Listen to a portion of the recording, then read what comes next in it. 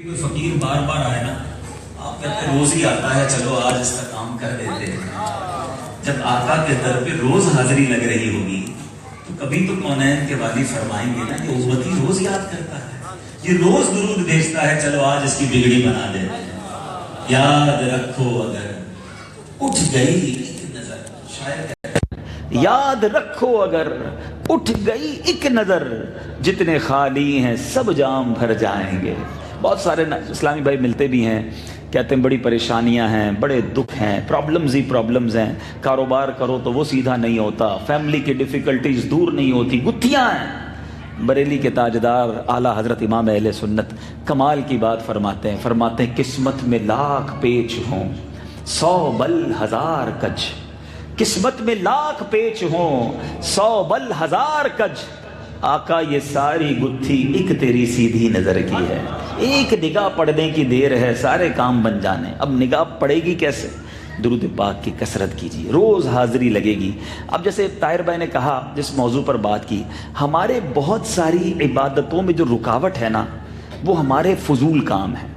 हालांकि दुरूद पाक इतना ज़बरदस्त वजीफ़ा है। फॉर एग्जाम्पल, अगर आज ये अनाउंसमेंट कर दिया जाए कि जो एक बार दुरूद पाक पढ़ेगा उसको 1000 रुपये मिलेंगे, अब बताइए हम कितने दुरूद पढ़ेंगे? बंदा कहे यार नौकरी से भी छुट्टी करो, 10,000 बार दुरूद रोज़ के पढ़ लूँगा, लाखों रुपए बन जाएंगे।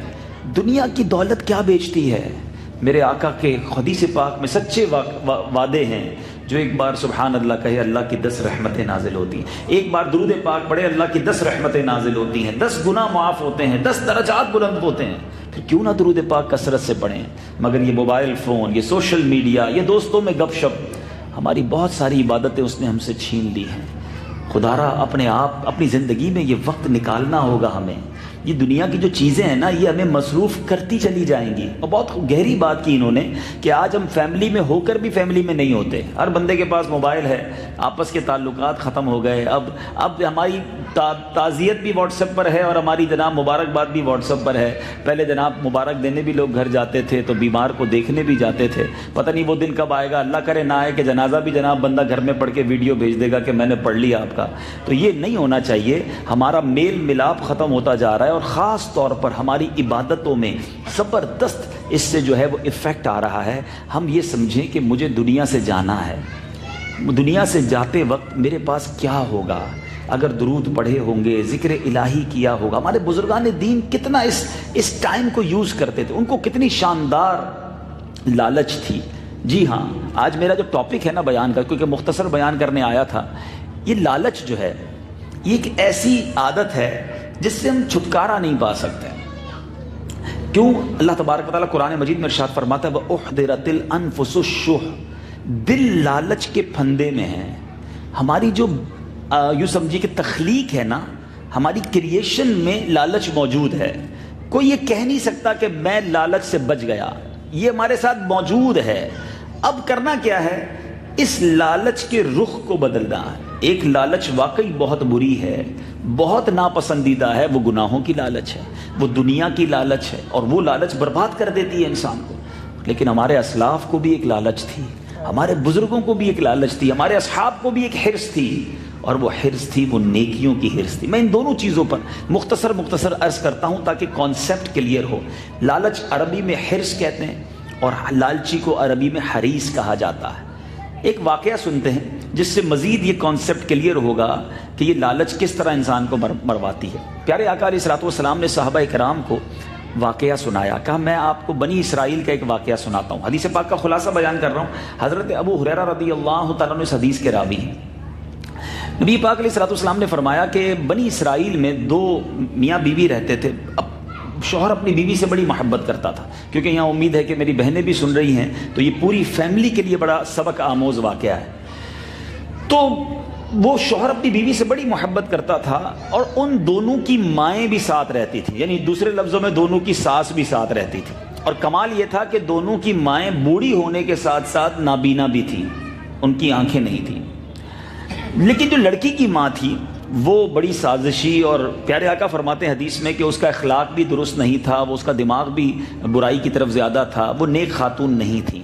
और लड़के की माँ जो थी वो बड़ी नेक सीरत, बड़ी हम्बल, बड़ी पोलाइट। اب لڑکی کی ماں روزانہ لڑکی کو کہتی کہ تم اپنے شوہر کی ماں سے جان چھڑاؤ، جب تک یہ تمہارے ساتھ ہے تم سخی نہیں ہو سکتی۔ بدقسمتی کے ساتھ آج بھی کئی گھر ٹوٹ رہے ہیں، اور اس کی بڑی وجہ یہ ہے کہ بچی کی سٹارٹ سے ٹریننگ یہ کی جاتی ہے کہ بیٹا سسرال میں دب کے نہیں رہنا، کوئی بات نہیں ماننی ہے، اپنا پریشر پہلے دن سے ڈال دینا، اپنی ساس اپنی نند کی کوئی بات نہیں ماننی ہے۔ بزرگ بیٹھے ہیں، ان سے پوچھیں پہلے کے زمانے میں ماں اپنی بیٹی کو سمجھاتی تھی بیٹا بیٹے کی ماں تیری ماں ہے، جس شوہر کے پاس تو جا رہی ہے اس کی بہن تیری بہن ہے، اب وہ تیرا گھر ہے، ہمارے گھر کو بھول جا، ادھر تو نے خدمت کرنی ہے۔ پہلے یہ ٹریننگ تھی، برسوں گھر چلتے رہے، الحمدللہ خوشیوں کے ساتھ چلتے رہے۔ آج ٹریننگ یہ دی جا رہی ہے کہ ادھر جا کے کسی کی بات نہیں ماننی ہے، کوشش کرنا جلدی گھر الگ ہو جائے۔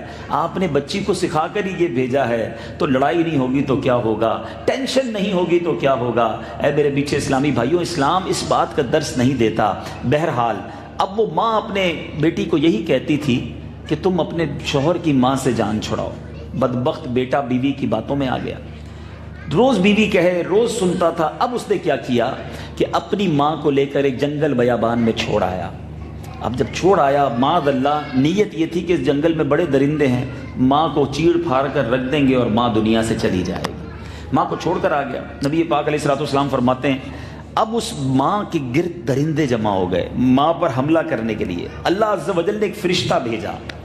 ماں آلویز پازیٹیو تھی، بہت اچھا سوچتی تھی۔ یہ مشورہ بھی دوں گا، ہر بات کے دو پہلو ہوتے ہیں، اگر آپ پازیٹیو سوچنے والے بن جائیں تو لائف بہت پرسکون ہو جاتی ہے، اور کچھ لوگوں کی عجیب عادت ہوتی ہے ہر چیز میں نیگیٹو سوچنا ہے۔ ہم ان کے سامنے مسکرائیں تو بھی کہیں یار یہ مسکرا رہا ہے نا، کوئی نہ کوئی سازش ہی کر رہا ہوگا۔ ان کے سامنے خاموش رہیں تو یار پتہ نہیں کیوں خاموش تھا، مجھے دیکھ کے مسکرایا بھی نہیں، اب بندہ کرے کیا ان کے سامنے۔ تو بہرحال وہ نیگیٹو ہی رہتے ہیں، لیکن یہ بڑی پازیٹیو ماں تھی۔ درندے آ گئے، آوازیں آنے لگی، فرشتہ آیا، کہتا ہے اماں جان یہ تم آوازیں سن رہی ہو، یہ کیسی آوازیں ہیں؟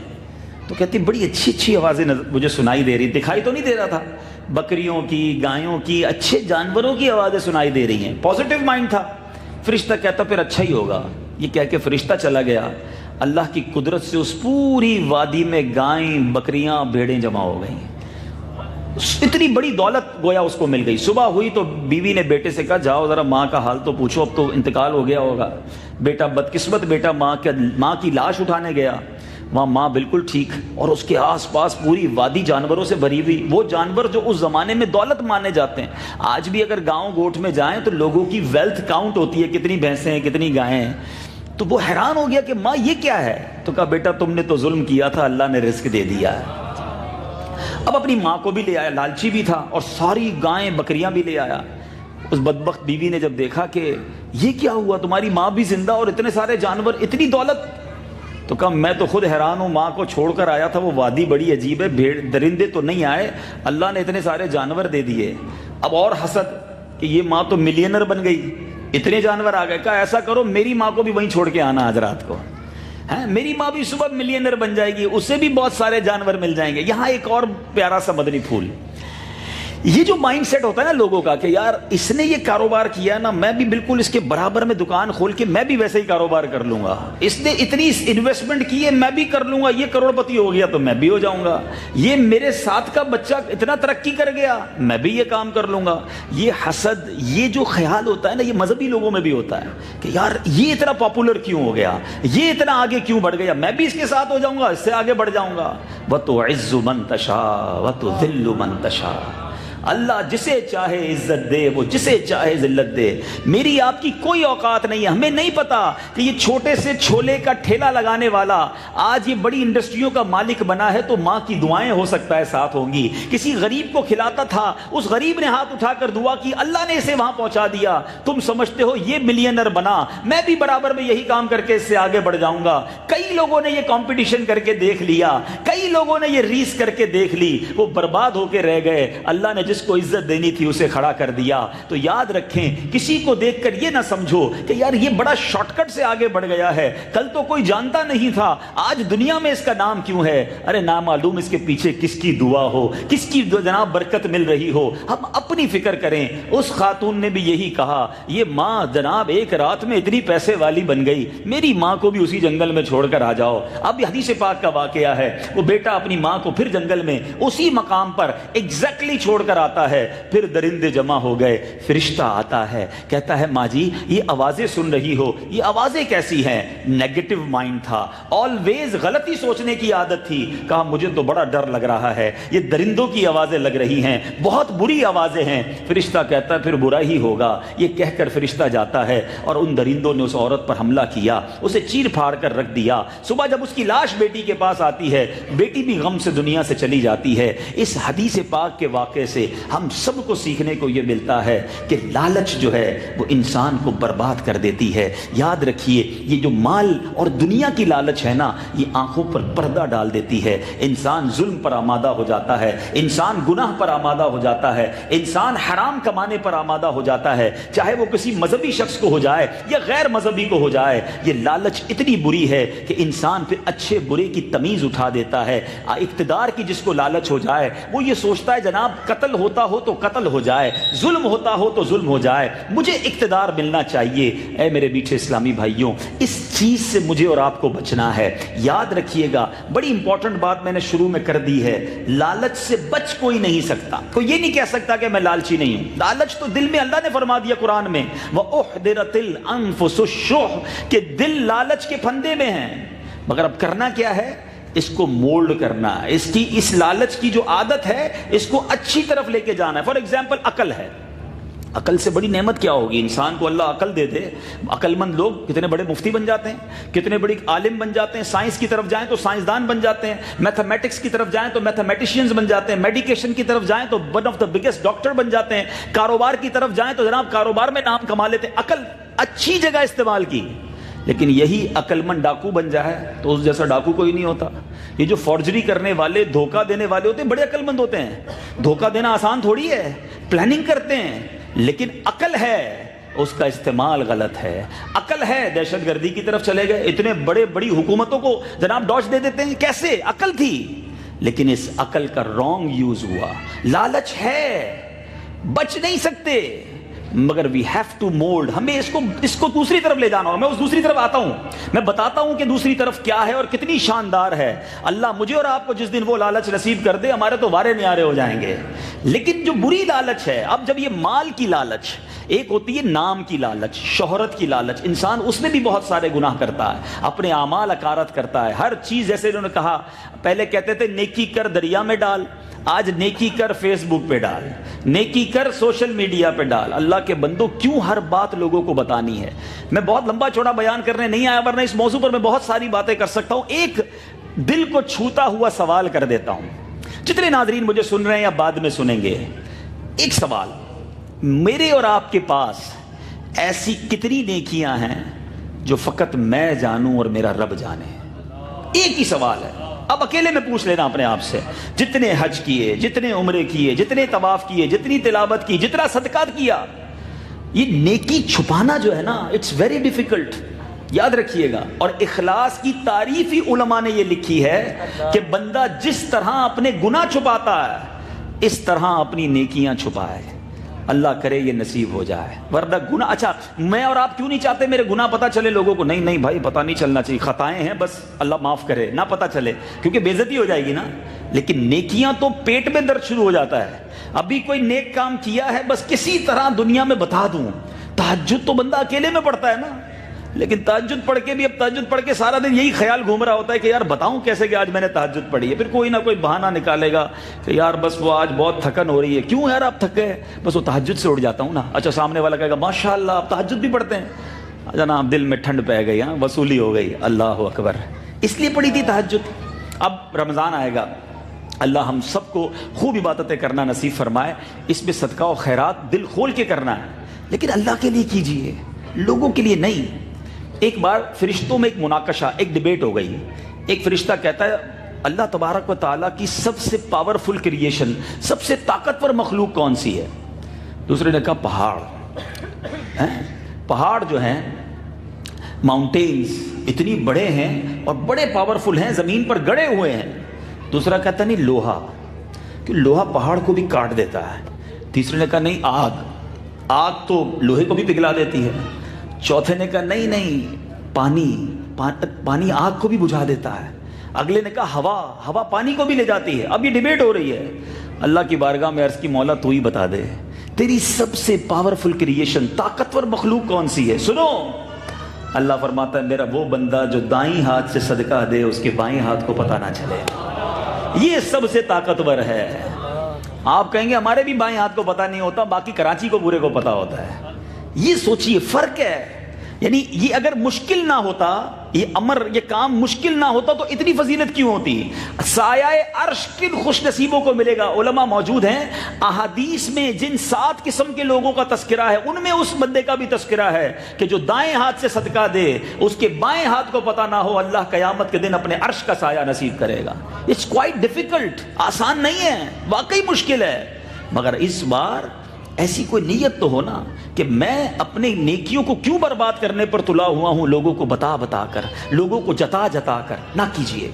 اچھا، اب بات چل رہی تھی لالچ کی. یہ لالچ جب انسان کے دل پہ گھر کر جائے نا، ایک ایسا وقت آ جاتا ہے مال سے اتنی محبت ہو جاتی ہے کہ زکوٰۃ نکالنے بھی برا لگتا ہے، تکلیف فیل کرتا ہے. صدقہ دیتے وقت تو اور زیادہ کہ یار زکوٰۃ تو چلو فرض تھی، صدقہ تو ضروری نہیں نا. غریب آدمی تڑپ رہا ہوتا ہے مگر چندہ دینے کا، مدد کرنے کا ذہن نہیں بنتا، یار یہ چلے جائیں گے مجھ سے. یہ دینے والا کیوں نہیں سوچتا کہ جس نے دیا ہے اگر وہ دیتا ہی نہیں تو میں کیا کرتا؟ آج لوگ کہتے ہیں ہمیں یار 10 لاکھ روپے زکوٰۃ دینی پڑے گی. اللہ کے بندے تجھے 10 لاکھ بھاری پڑ رہے ہیں؟ جس رب کریم نے 4 کروڑ دیے تو 10 لاکھ بنی نا. تو ان 4 کروڑ کا شکر ادا کر اور اللہ کا احسان مان کہ مولا تو نے دینے والا بنایا، مجھے مانگنے والا نہیں بنایا. کبھی سوچتے نہیں؟ میرے گھر پر میرا رشتہ دار آ کر کہتا ہے کہ بچے کی شادی ہے، پیسے نہیں ہیں. کوئی غریب پڑوسی یا ملازم آ کر کہتا ہے کہ میری وائف بیمار ہے، ہاسپٹل کا پیسے چاہیے. میں کیوں نہیں سوچتا یار میں بھی تو اس کی جگہ ہو سکتا تھا. اگر میرے بیٹے کی شادی ہوتی اور میں اب کسی امیر رشتہ دار کے پاس جاتا کہ میرے بچے کی شادی ہے، پیسے نہیں ہیں، میری بیوی ہاسپٹل میں ہے، میرے پاس ہاسپٹل کا بل دینے کا روپیہ نہیں ہے، یہ کیوں خیال نہیں آتا کہ اللہ نے مجھے ان تکلیفوں سے بچائے رکھا ہے، مجھے دینے والا بنایا، مجھے مانگنے والا نہیں بنایا. ارے خدا کی قسم جب زکوٰۃ دو نا، زکوٰۃ دے کر سجدہ شکر بھی ادا کرو کہ مولا اس قابل بنایا کہ میں نے تیری راہ میں خرچ کیا. کبھی کسی کی نیکی کے کام میں خرچ کرو تو خرچ کر کے رب کی بارگاہ میں شکر ادا کرو.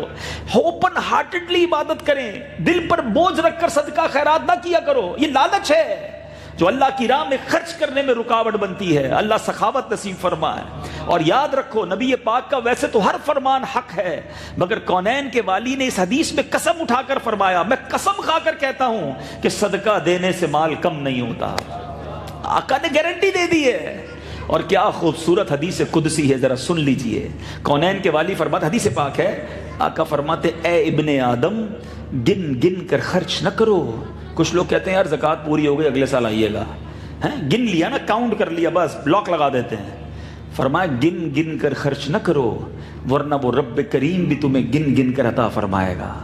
اللہ بے گنے دے رہا ہے، میری خواہشات اور میری ضروریات سے زیادہ دے رہا ہے. اور اگر میرے سامنے کوئی نیکی کا موقع آیا تو میں گننے لگ گیا، اور دے دو بھائی. کاش یہ مائنڈ سیٹ بن جائے. اب میں اس لالچ کا دوسرا پہلو بتانے جا رہا ہوں، اللہ کرے وہ نصیب ہو جائے، اور وہ ہے نیکیوں کی لالچ.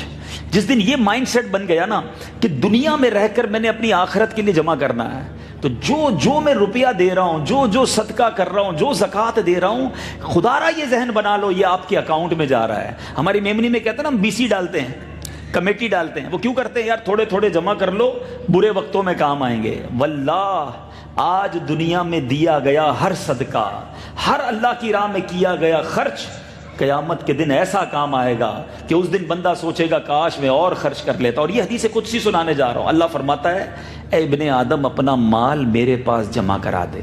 لوگ انشورنس کرواتے ہیں نا، سنو مدنی insurance.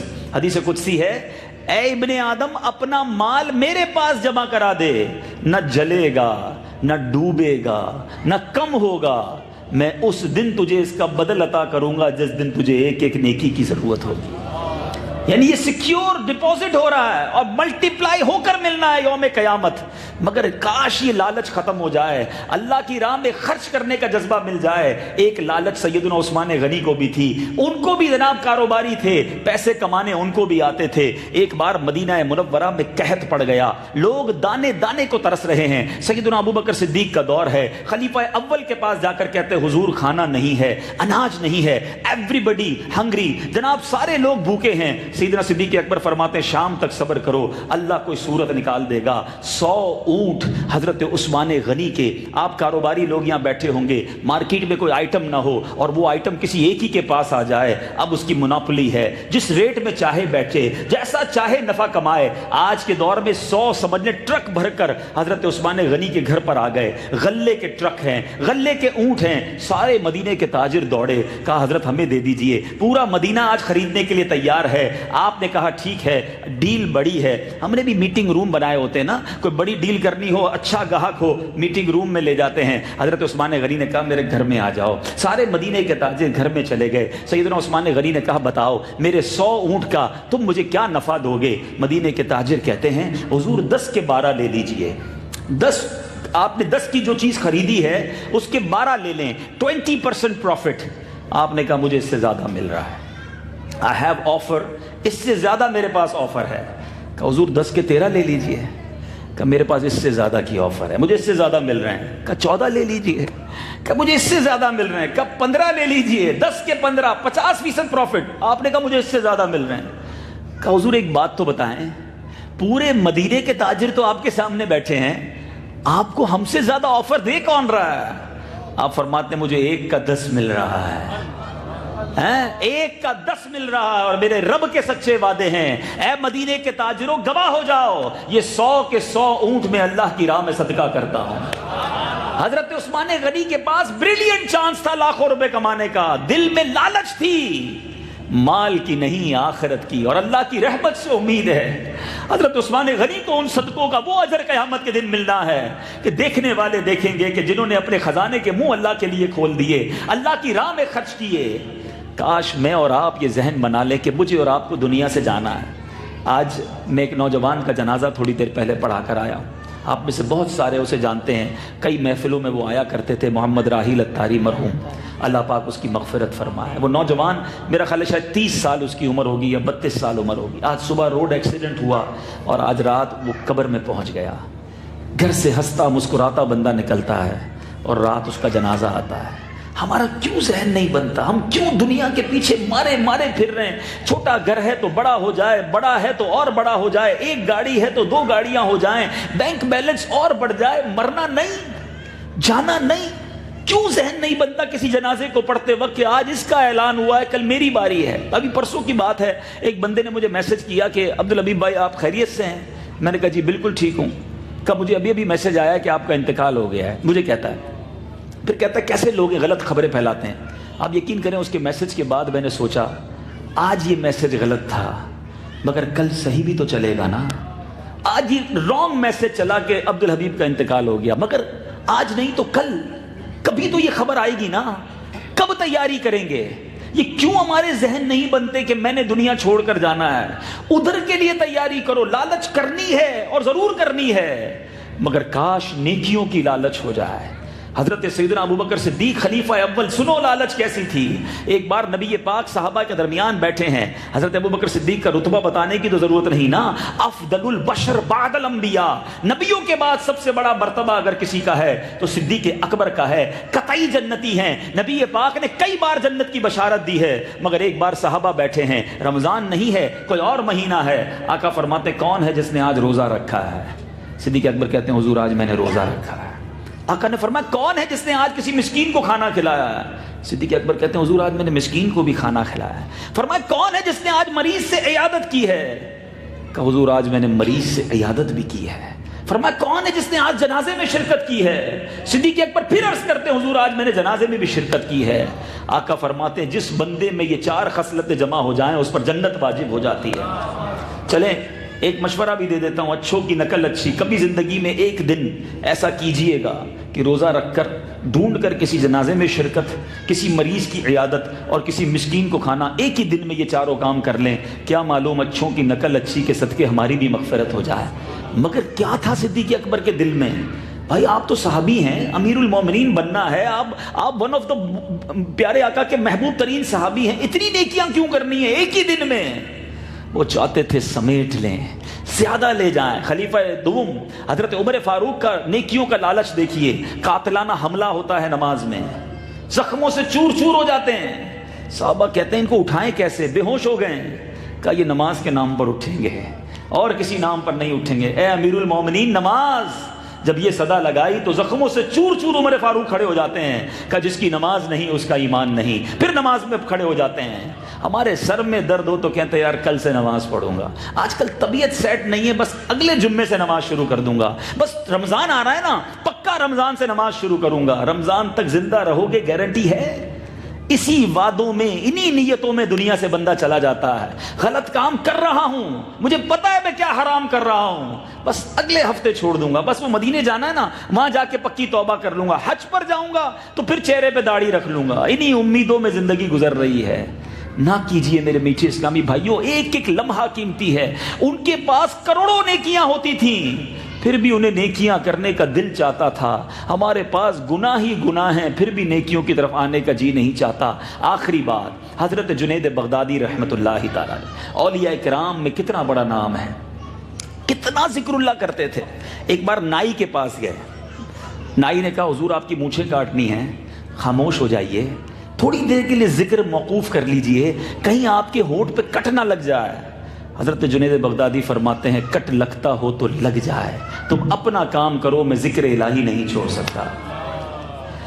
They know very well، ان کو پتا تھا کہ قبر میں میرے پاس اعمال ہی کام آئیں گے، لیکن ہم کیوں دنیا کے پیچھے دوڑے چلے جا رہے ہیں؟ میری بہنیں بیٹھی ہیں، میرے بھائی بیٹھے ہیں، ہم ایک ریس میں لگ گئے ہیں جو رانگ ہے۔ ہم لگ گئے کہ مجھے اپنے سے آگے والے کو پکڑنا ہے، چھوٹے گھر والا بڑے گھر والے کو، بڑے گھر والا اس سے بڑے گھر والے کو، ایک دکان والا فیکٹری والے کو، فیکٹری والا کئی فیکٹریوں والوں کو، آگے بڑھنا ہے۔ اس کو دیکھ کر ڈی مورلائز ہو رہے ہیں۔ اس ریس سے کبھی فارغ نہیں ہو سکیں گے آپ۔ ایسے بھی لوگ ہیں کسی کی گھڑی دیکھے تو ٹینشن میں آ جاتے ہیں، اچھا بھائی میں نے ایسی گھڑی کب پہننی، اچھا یہ والا موبائل لے لیا اس نے، اب میں نے اس سے اچھا موبائل لینا ہے، اچھا ابھی تو گاڑی لی تھی پھر چینج کر لی۔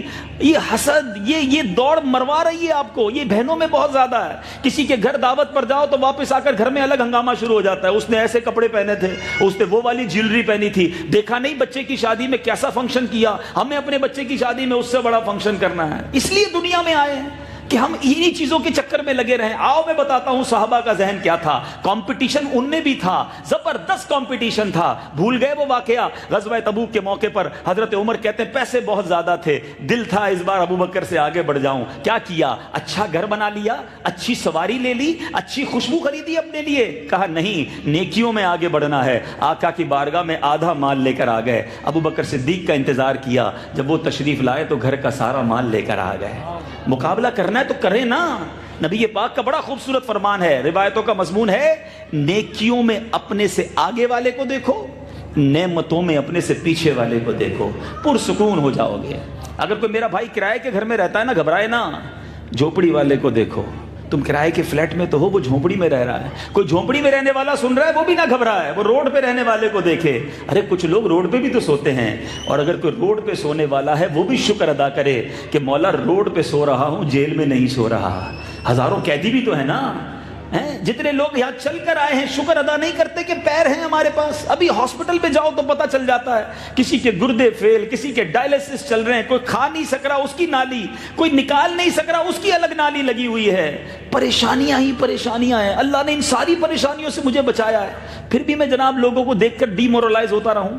خوش رہیں، پرسکون رہیں اپنے سے کم تر لوگوں کو دیکھ کر، ہر حال میں اللہ کا شکر ادا کریں۔ اگر آگے بڑھنا ہے آؤ نیکیوں میں مقابلہ کریں۔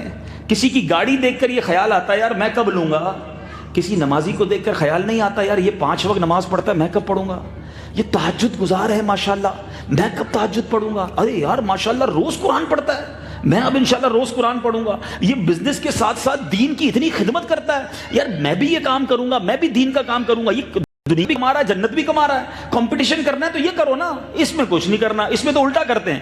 کسی کو بولو نا یار آپ 4 نمازیں کیوں پڑھتے، فجر بھی پڑھا کریں. وہ کہتا ہے بھائی 4 تو پڑھتا ہوں، باقی لوگ تو جمعہ پڑھتے ہیں. نیکیوں میں اپنے سے نیچے والوں کو دیکھ رہے ہو. اللہ کے بندو کدھر جا رہے ہو؟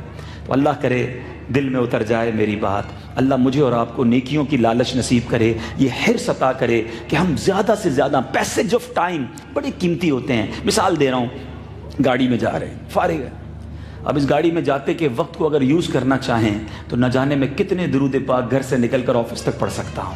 ہاتھ میں تسبیح رکھیں، پڑھتے چلے جائیں. بائک چلا رہے ہیں، درود پاک پڑھتے جائیں، اللہ کا ذکر کرتے جائیں. کتنی ساری نیکیاں کما سکتے ہیں. کسی کا انتظار کر رہے ہیں، ہم کیا کرتے ہیں، جیسے انتظار کیا موبائل اٹھا لیا کہ 10 منٹ میں آئے گا. کوئی بات نہیں، فیس بک ہے نا میرے پاس. 7 منٹ میں سورہ یاسین پڑھی جا سکتی ہے.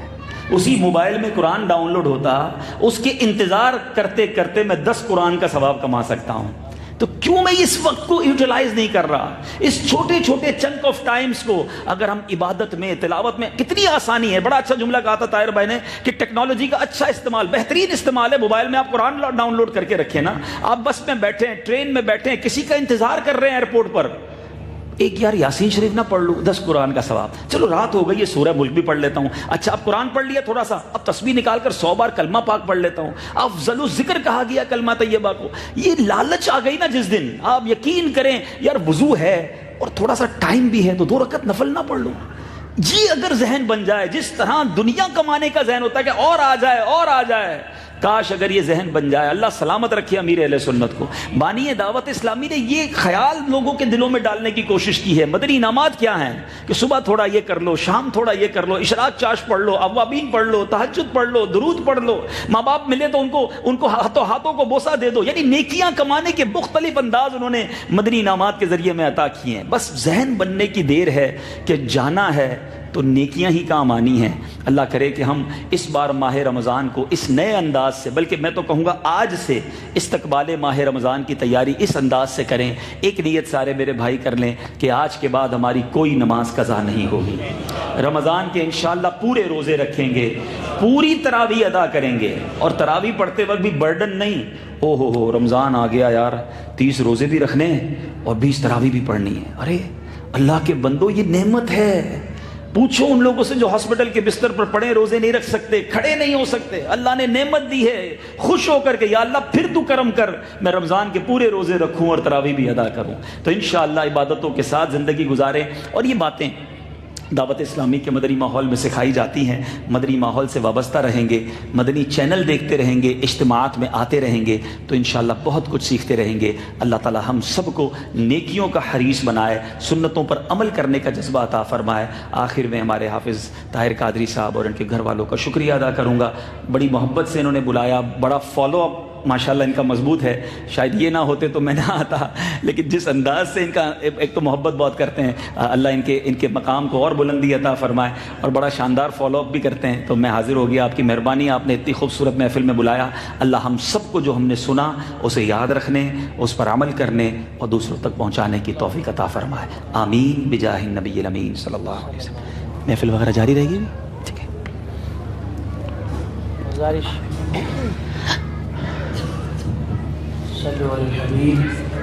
حافظ صاحب پانی ذرا منگا رکھو، گلاس پانی بس شروع کرو پانی پینے. میں گزارش کروں گا کہ چونکہ محفل کچھ دیر ابھی اسی طرح جاری ساری رہے گی اور حاجی صاحب تشریف لے جائیں گے کچھ دیر بعد. اگر آپ لوگ